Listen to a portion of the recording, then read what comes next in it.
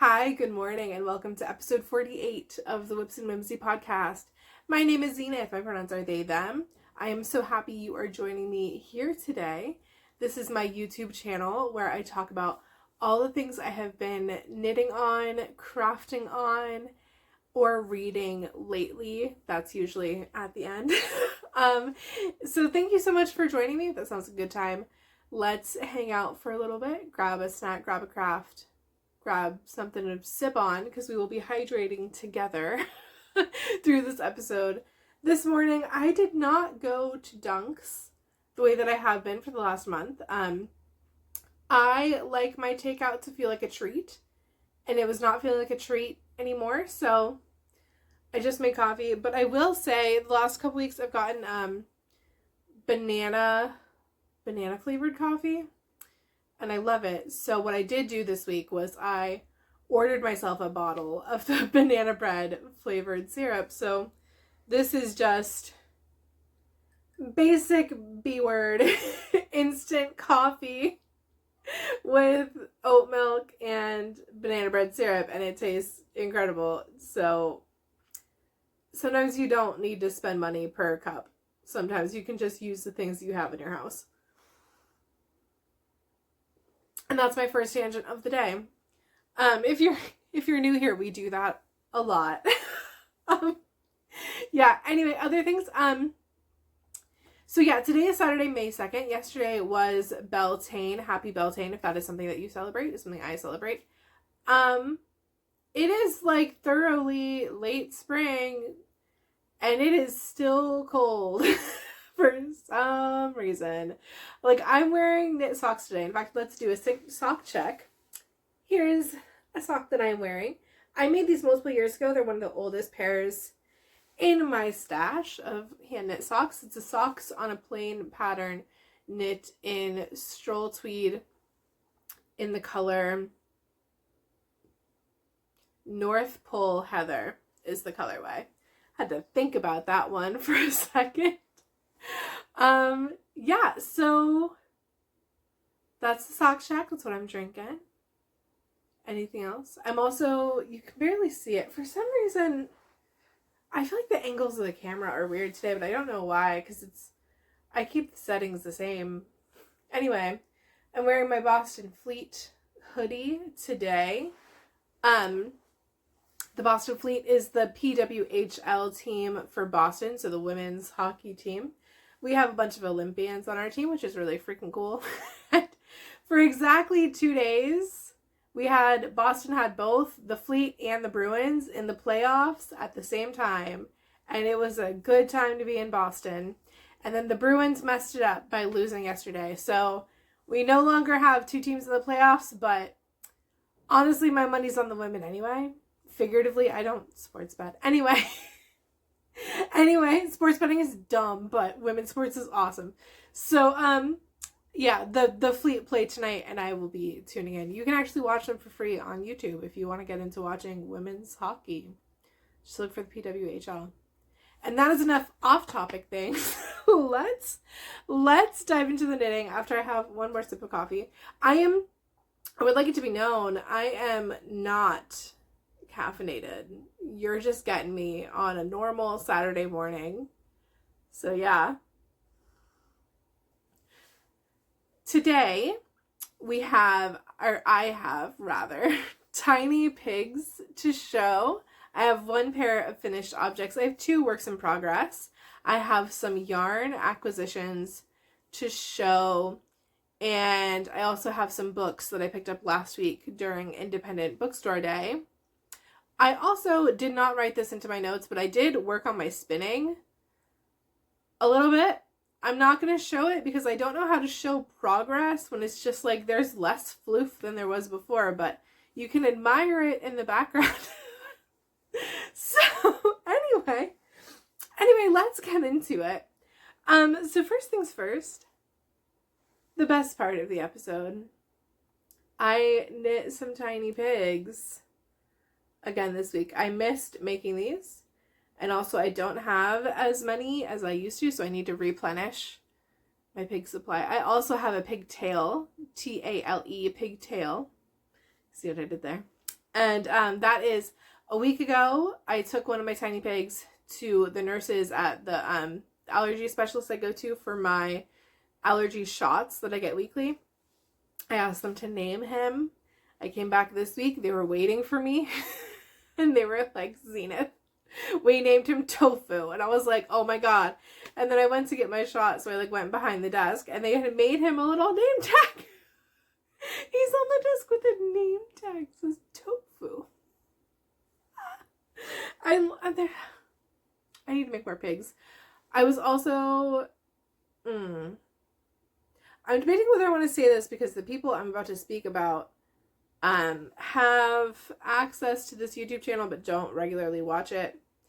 I think they're going to be too busy to watch this episode. We're going to lock in. I was helping some friends move this week. And because I am who I am as a person, I stuffed my pockets with tiny pigs and hid them through their house. So no one has texted me yet asking why there are tiny pigs in their fridge or in the other places that I hid them. But I can't wait. But yeah, these are my tiny piggies. This one I obviously held 2 yarns double and then it ran out, so I finished it. So it's got a little purple butt, and then I decided to finish up the yarn on the face on this one, and then I ran out. So yeah. Anyway, you can kind of see it here. But I keep my tiny pigs in an old Yankee Candle jar. So those are going to go in the jar, and the jar will go back on my altar. Boop. Okay. So those are the tiny pigs. I think the pig parade is going to come back as a weekly segment. I would like to continue making at least a couple tiny pigs a week. Probably not as many as I used to, but you know, they're not that hard to make. Anyway, that leads us into finished objects. I finished them. I finished the Scrappy Quilt Socks by Tiny Human Knits. I did my kind of standard vanilla pattern. I did 10 rounds for the cuff. In this case, I did 1x1 twisted rib. I do 30 rounds for the leg. I do slip stitch heel, however many rounds I need for the foot, and a square toe. I love them. They're great. Oh, I cast on 56 stitches on a size 1.5 needle. So yeah.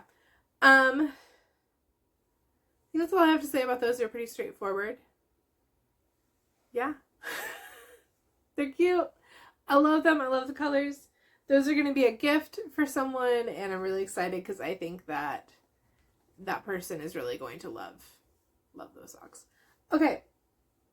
That brings us into works in progress. We are moving right along today. Is this going to be a short episode? Perhaps. Perhaps it will. We have the blanket that is ruining my life. It's not awful. It's just that I want it to be done. And I've spent so much time on it, and I'm so mad that it's still like not even close. I am on now the 5th ball of yarn. I'm trying to hold the whole thing up so you can see everything. The pumpkin pie is where we were last week, so I got a ton of work done on it. And it still feels like I have as much to do now as I did a week ago. So, yay. This blanket feels like homework. Yeah. I haven't said this in like there's multiple episodes now where I've been talking about this blanket. I've not said what color it was. This is Brava in the color Seraphim from Knit Picks. It's 100% acrylic, so Mom can just throw it in the washer and dryer whenever she feels like it. It'll be fine. I'm using a stitch pattern I found from a stitch dictionary online called Labyrinth. It's like an 24 row repeat, 18 stitch repeat. And I do really love the way that it works. The way that it looks, rather. I don't mind the actual like knitting on it. It has more knitting, like of the knit stitch, than I would prefer because I am a purl stitch kind of person. But, you know, it's fine. So yeah, another week where I'm going to be prioritizing this because I would like it done. It needs to be done by the end of the month.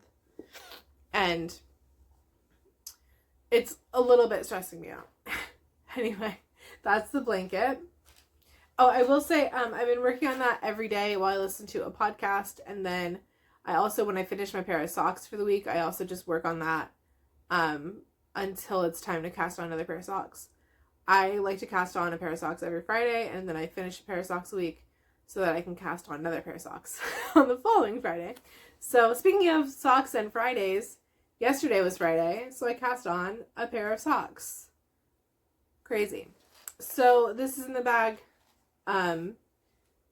This is in the bag my friend Kaylee made me. Shout out to my friend Kaylee.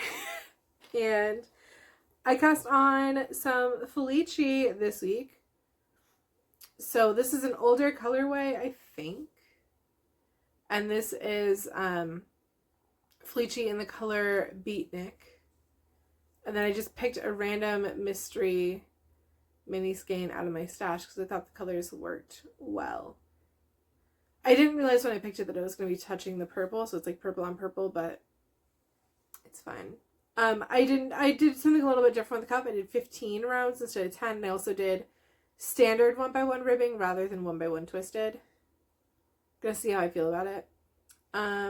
Yeah, these are also going to be a gift for a friend of mine who has access to this YouTube channel, but I don't think watches it regularly. So I am hoping this does not spoil that present, but I guess we'll find out. I'm going to talk about my knitting, so if people don't want to be spoiled when it's around the time that they would be receiving presents, they shouldn't watch my channel. Or they should watch because they want to be spoiled. Like, that's fine also. I'm a big proponent of people getting spoiled if they want to be spoiled. I like being spoiled. I want to know in advance. So, anyway, coffee time. Let's hydrate together.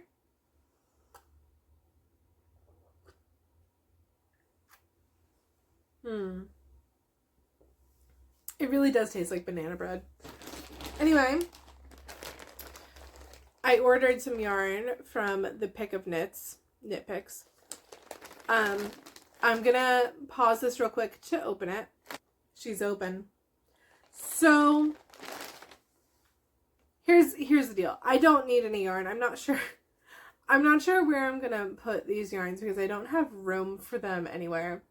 However, there were some colors of Melissa's sock yarns that I wanted to own in my life, and I put the notify me button on, and they came back into stock at the same time they were doing 20% off site-wide sale, and I was like, I only need a couple. The other thing is, so if you followed me for a hot minute, you know that there's a pattern I have in my life every year where I don't really buy yarn through the year. Like, I'll buy like a skein here or there. And then when the temperatures drop in the fall, like October, November, December, in the burr months, I spend my entire yarn budget. And sometimes a little bit more. Like, I just do a massive restock every year. And my goal this year is to not do that. Because I don't have space in my stash to have literally like almost $1,000 of yarn come in at once. I don't have the space for that. I've had the space for that a couple years back. I don't know if I've ever said this on the channel, but I have the space for that because when I moved from Florida to Massachusetts 5 years ago, my carpal tunnel at the time was so bad that I thought I was going to have to give up knitting completely. And so I literally got rid of my entire yarn stash that I had built up for 15 years or something, including when I worked at Michael's and used to buy the sale yarn there. I got rid of all of it. And then I moved and I learned about Portuguese knitting and I was able to start knitting again, and then I rebuilt my stash. And because I've been rebuilding my stash, I can add in just ridiculous numbers of skeins and it's not that big of a deal because I didn't have much of a stash. I now have a lot of stash. So going wild and crazy in the fall. would not be good for me. So anyway, all of this to say, if I am not going to buy yarn in the fall, it is more okay for me to buy a couple skeins here and there through the year and just kind of like let it be what it is. So I bought some Melissa's sock yarn, as I said. I'm going to attempt to extract these with as little crinkling as possible, but this bag, for whatever reason, is just crinkle central. So I apologize for any noise. I got vibrant colors because you know me. This is Melissa's sock yarn. This is fingering weight. This is Chloe's Pink. Yes. I have not had a hot pink yarn in my stash since I worked at the yarn store we do not speak of. And I have wanted another hot pink because it's really fun. And I have people in my life who would go hog wild for hot pink stuff. So I'm happy to have a new source for that. Retina burning pink. I also, it's bright. This is Tropical Tide. This is also Melissa's sock yarn. Hello. Not as bright as I thought it was going to be. I ordered this and then I realized I literally have multiple skeins of this exact color because I just love this particular like turquoise aqua vibe. Like literally, I don't know why I bought this one, but I love the color. I just really love the color. And then the third one I got, I already own some, but I don't have enough of it. And that's the Zesty Lime. You've seen this one before. You know her, you love her. And I just wanted to have more of it. So that's all I got. Just those three. Yeah, they're good. Look at their butts. Yeah. So I love them. Vibrant colored yarn is my favorite thing in the whole freaking world. I'm just throwing that out there. Sorry, I'm checking my notes to see what I'm doing with my life. And what I'm doing with my life is I'm pivoting to talk about books. So if you were only here for the yarn and the crafty things, thank you so much for being here and hanging out with me. Have a great rest of your day. If you were also here to talk about books and reading and things, we're going to jump into it in a second. First of all, I'm going to drink some more coffee. So Independent Bookstore Day was on last Saturday. And I went out to the local bookstore with some friends of mine. If you are not familiar with Independent Bookstore Day, it is basically just a day to celebrate your local bookstore that is not a big chain. So not a Barnes & Noble, not a Books A Million, not Amazon, but just like, your local mom and pop store. And there's usually, obviously it depends on the bookstore, but usually there's things being given away and there's snacks. Sometimes there are alcoholic beverages. In this case, there were not. It again depends on what bookstore you're at and what the laws are and such. And it's just a really good time. So we went to one of our local bookstores. There are a lot. There are enough that here in the North Shore of Boston, they actually gave us a passport with all of the independent bookstores that are just in the North Shore. And I got confused on this. I thought this was the reading trail that you could do all summer. I thought it was kicking off Independent Bookstore Day and it would end at Labor Day or something. No, I just read it as I was filming. This is my second take. And no, actually it was only for last weekend that you could literally get little passports. Let me see if I can find my sticker. My stamp is in here somewhere. I got a little stamp from Paper and String, which is my local indie. Yeah, I said in the last episode I was going to buy just one book, and that was cute. I got 3. one of them was free. It was if you bought 2 books, you got a free book. So I did that. Anyway, let's jump into it. So the first thing I picked up was Feast of Sorrow by Crystal King. I have already started it, actually. This is a historical fiction book about Apicius. If that name does not ring a bell for you, he is the person who wrote the first known cookbook in the world. He was from ancient Rome, and he is the word Epicurean derives from him. So yeah, I'm familiar with him, 1 because I watched Tasting History, 2 because I was a food nerd before Tasting History and had actually read a copy of Apicius's cookbook that had been translated into English. In fact, my brother still owns it, and we were talking about it the other day, and he was like sending me pictures from the book, and I was like, oh, they mentioned that in here. Yeah. I'm somebody who has a bottle of garum in my kitchen. I haven't opened it, but I have it. So like, this is for me. This book is for me. So I'm having the best time reading this. There are things that aren't like perfect about it, but like, it is so up my alley that I'm like, I don't care. I love this book. I can't wait to finish it. My original goal was to have it finished by this week, and then for some reason the last couple days I remembered that I was also reading The Starless Crown, and so I have double back to read that instead of reading Feast of Sorrow, which is fine. I'm still reading, just kind of reading in circles. So one of my goals for today, my afternoon plans got canceled, so my goal is to like make some tea and finish The Starless Crown finally. Anyway, 2 other books. So the other one I purchased was The Secrets of Lovelace Academy. I'm going to read the back because I don't know when I'll actually read this book. London, 1904. Lainey Phillips has lived at the Sycamore Home for Orphan Children since she was 3 years old. Life is hard. Now that she's almost a teenager, Lainey doesn't expect it to get better. But a chance encounter during an open house changes everything when Lainey meets a woman who offers her a scholarship to the famous Lovelace Academy. Lainey jumps at the chance, but her life of drudgery has hardly prepared her for the snobby airs and cutthroat academic ambition of the other girls at school. Terrified of being expelled, Lainey decides to prove herself by traveling to Switzerland, to meet a female scientist crafting a groundbreaking theory. The journey is not easy.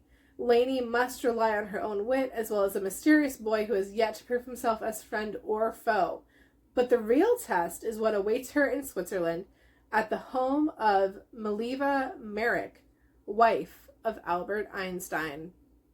So I don't like to read the back of books before I get them. I saw Lovelace, and I was like, this is probably about Ada Lovelace. And every time I talk about this book, my brain is like Amanda Lovelace, and I'm like, that's a poet. Different lane. There are 2 famous poets with the last name of Lovelace, and I read both of them, and I'm like, no, it's neither one of them. This is Ada Lovelace, the scientist, and then apparently also Albert Einstein. I did not read that far down before I was like, yep, getting it. Also, this is written by Marie Benedict, who is a really big name author.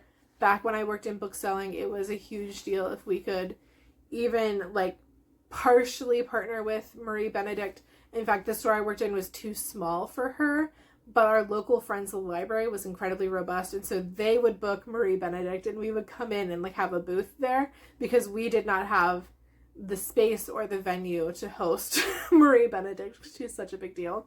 Anyway, so yeah, it's her. It's also Courtney Scheinmel. That name is unfamiliar to me, but I am excited. I'm very excited to read this. This is what I came in for. I said last week I was going to buy 1 middle grade book. This is my 1 middle grade book. You can't not. There was no way I was going to leave Apicius at Paper and String. It was not going to happen. Anyway, then they had a rack of advanced reader copy books that were already like too old. So books that have already come out, but they have the physical arc. And the one that I picked, there were a couple of different options that looked really good. The one that I chose was Death on the Lanai by Rachel Ekstrom Courage. This is a Golden Girls cozy mystery, so you already know. That's mine. That's mine now. I love a good cozy mystery. I'm always looking for more.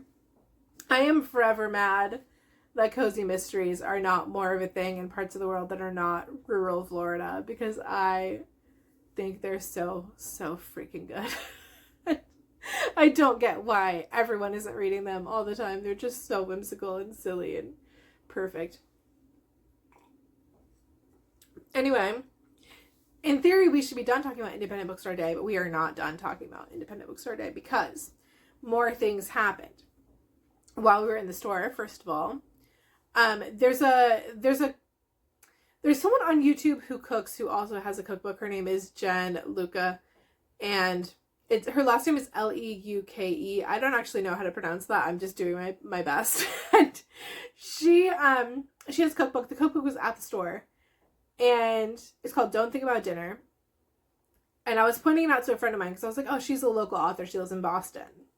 And so my friend pulled it out. And when she pulled it out, the golden ticket fell out. The golden ticket was the thing that independent bookstores were doing this year, where they hid like a cardboard golden ticket in their stores, like collectively across the country.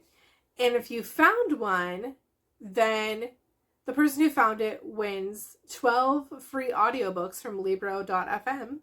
So my friend won them. And I was like, oh my God, incredible. And then, so that happened. That was awesome. And then on top of all of those things, the bookstore we were at had partnered with other bookstore or other businesses on the block to provide coupons. So we also got to go to a bakery, which was absolutely delightful. And on top of getting sweets and things, they also had free stickers of the month. So I got a sticker that's just a stick of butter. And I love that. I don't know what I'm going to do with it, but I'm excited about it. I'm really excited about it. My light just went out, but I'm not gonna fix that right now. So lock in with the darkness. The other place we went to, there's a new florist that literally just opened like a month ago. And the person at the bakery, it was like side quest after side quest. The person at the bakery was like, if you love stickers, you should go to the florist. And I was like, well, just twist my arm a little bit more. So I got a little bouquet of flowers, which was nice, but I also picked up some stickers because I love a good sticker. I keep a stash of them with my gift packing stuff. So I got a little guy badger. I got a little mushroom badger fairy. I got a little cat. This one is for me. It says, am I the drama? The answer is yes. Am I the drama? I got another mushroom that says the world needs your magic. Because guess what? The world needs your magic. And I also got another little mushroom guy. Not mushroom. Badger guy. A little badger. He's so cute. He's so cute. So that actually winds up my independent bookstore day shenanigans adventures. It was a great time.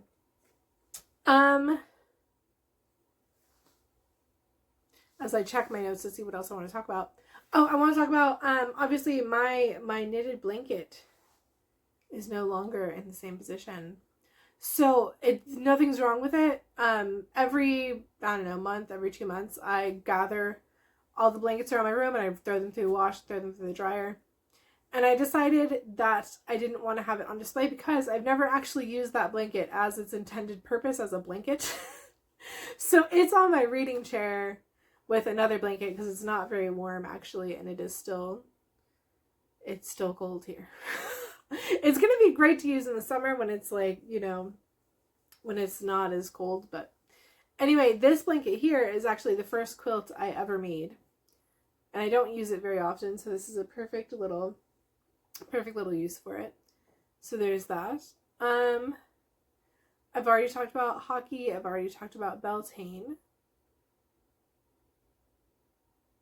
I feel like there was something else I wanted to talk about, like for lifey things, but it is escaping me at the moment. So I think I'm going to end it here. I hope you have a wonderful and whimsical day or weekend or week or whatever. And I will see you next time. Okay, bye.